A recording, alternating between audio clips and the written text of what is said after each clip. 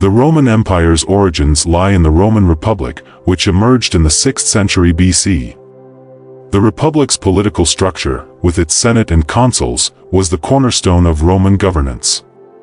However, as Rome expanded, the system became strained, and internal strife threatened its stability. The first significant shift occurred with the rise of Gaius Octavius, better known as Augustus.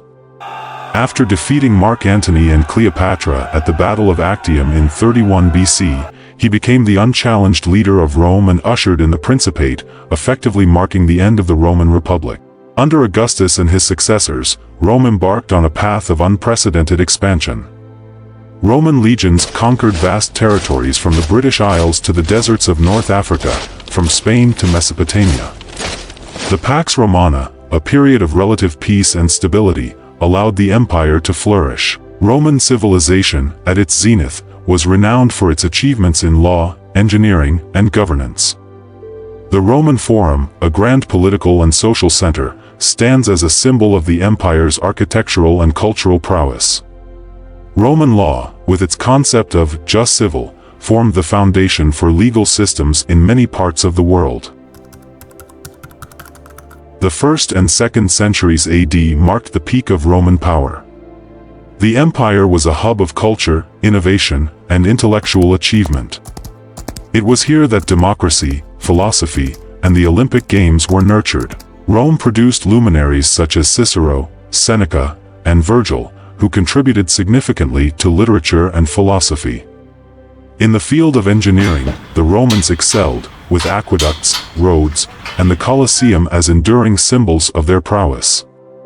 These structures remain awe-inspiring examples of ancient architecture. Roman art and sculptures, like the statue of Augustus of Prima Porta, portrayed a sense of majesty and idealism. The empire, a confluence of cultures, thrived on trade routes like the Silk Road, connecting the West with the East. However, no empire, no matter how powerful, is immune to the forces of change and decline. Several factors contributed to the fall of the Roman Empire, unraveling the foundations that had once held it together. The Roman economy was marked by high taxation and rampant inflation. The Roman reliance on slave labor, while initially beneficial, placed a cap on economic growth. As the empire expanded, the costs of maintaining vast territories became unsustainable.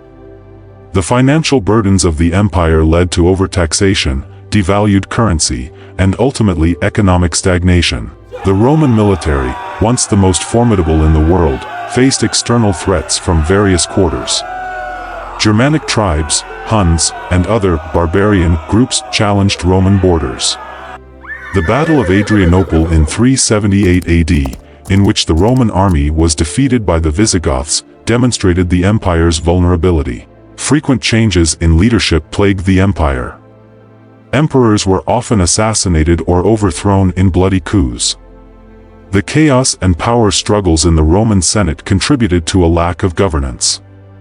In 1 year alone, 193 AD, Rome saw 5 emperors rise and fall. To manage its vast expanse, the Roman Empire was divided into eastern and western halves.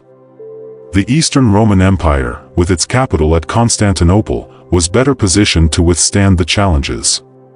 The Western Roman Empire, which included Rome itself, became the more vulnerable half. A moment that symbolizes the declining fortunes of the Western Roman Empire was the sack of Rome in 410 AD. Visigoths, led by Alaric, breached the city's defenses, looting and pillaging for 3 days. The event was a shock to the world, as Rome had not been conquered by an enemy in nearly 800 years. The empire was not spared from the ravages of diseases.